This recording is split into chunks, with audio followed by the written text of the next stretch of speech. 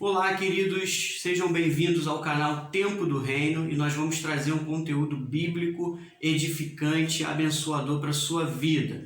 E nós fizemos a seleção dos 10 melhores reis do povo de Deus. E nós estamos hoje falando sobre o nono rei nessa classificação chamado Joás. Antes de falarmos sobre Joás, vamos falar um pouco do seu contexto familiar. Joás é filho de Acasias. Acasias, ele tem uma ligação muito forte com o rei de Israel e a sua mãe, Atália, ou Atalia, é filha de Jezabel, que era esposa do rei Acabe. Você deve conhecer bem essa palavrinha Jezabel, né? Não se assuste não, porque o Senhor tem um controle de todas as coisas. Então, o que acontece? O pai de Joás vai visitar o rei de Israel. Acontece ali que Jeú estava executando uma profecia, executando uma ordem do Senhor, onde ele assassinaria as pessoas que pertenciam à casa de Acabe. E aí o rei de Judá está ali no meio, acaba sendo morto junto, né? E então Atália, sua mãe, né, a mãe de Acasias, fica com medo de tomar e perder a sua posição no trono ali, e aquela posição que ela exercia no reino de Judá. O que ela faz? Começa a assassinar todos aqueles que seriam herdeiros do trono, ou seja, os filhos de Acasias. A avó assassinando os netos por causa de poder. Olha só, essa Atália aí, ou Atalia, puxou bem Jezabel, né? O que acontece? O sacerdote chamado Joiada pega Joás, um dos filhos de Acasias, e esconde ele no templo.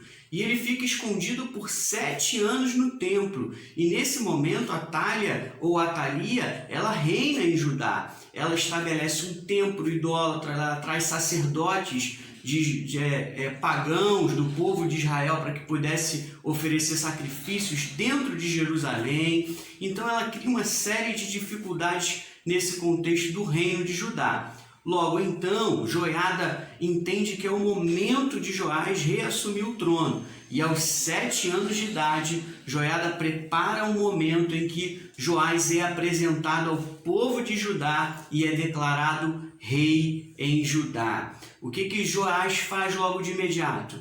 Ele assassina, ou seja, ele manda executar essa sua avó, que era uma idólatra, e assassina também. Ele vai destruir o templo que ela havia erguido em Jerusalém. Ela vai destruir os sacerdotes que havia vindo de outros povos para oferecer sacrifícios ali, também em Judá. Ele vai também investir muito recursos na reconstrução do templo e na reparação do templo.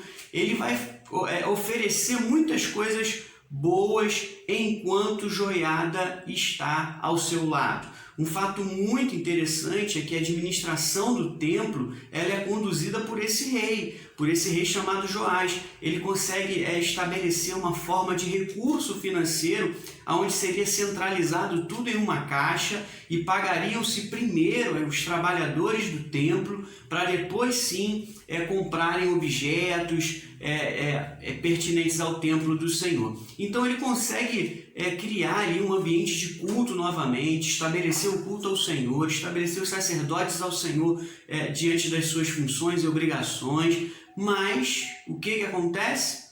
Joiada morre, que é o seu grande mentor, que é aquela pessoa que está sempre ao seu lado, que conseguiu conduzir ele até o trono. Após a morte de Joiada, o reino começa a ficar abalado. Joás ele começa a ser repreendido por um profeta chamado Zacarias, que é filho de Joiada, e o que ele faz? Ele autoriza o assassinato e a execução do profeta Zacarias. Ele não para aí, ele vai ouvir os príncipes e os líderes de Judá no sentido de que pudessem ser erguidos altares e montes ao derredor da cidade para que cada pessoa pudesse adorar o Deus que bem quisesse. Então, ele começa a ceder esse tipo de influência. Acontece também que o rei da Síria começa a querer lutar e a travar uma batalha com Judá e ele não tem confiança no Senhor, então ele oferece todos os recursos do templo a esse rei. O que a gente pode tirar dessa lição, desse nono rei de Israel? Enquanto ele esteve ouvindo a voz do Senhor e sendo acompanhado por um homem de Deus chamado Joiada, esse rei conseguiu um grande feito em Judá. Mas após a morte de Joiada, esse rei começa a se perder no seu reinado.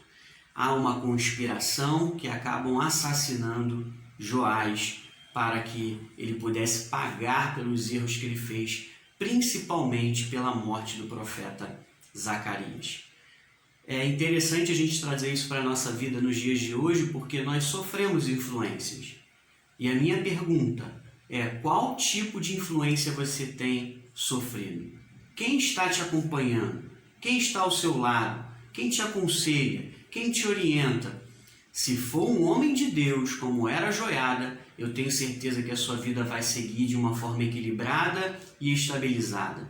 Mas se houver conselhos que não são pertinentes e que não contêm os princípios da palavra de Deus, provavelmente a sua vida sofrerá grandes abalos. Esperamos que essa palavra possa abençoar a sua vida e que você aprenda a ser influenciado por aquilo que vai abençoá-lo. Nós, do canal Tempo do Reino, gostaríamos de desejar a você um dia abençoado e que o Senhor assim o abençoe. Um detalhe importantíssimo: não esqueça de deixar o seu like e de se inscrever no nosso canal, porque assim nós teremos mais condições e meios para divulgar a palavra do Senhor. Fique na paz e um forte abraço.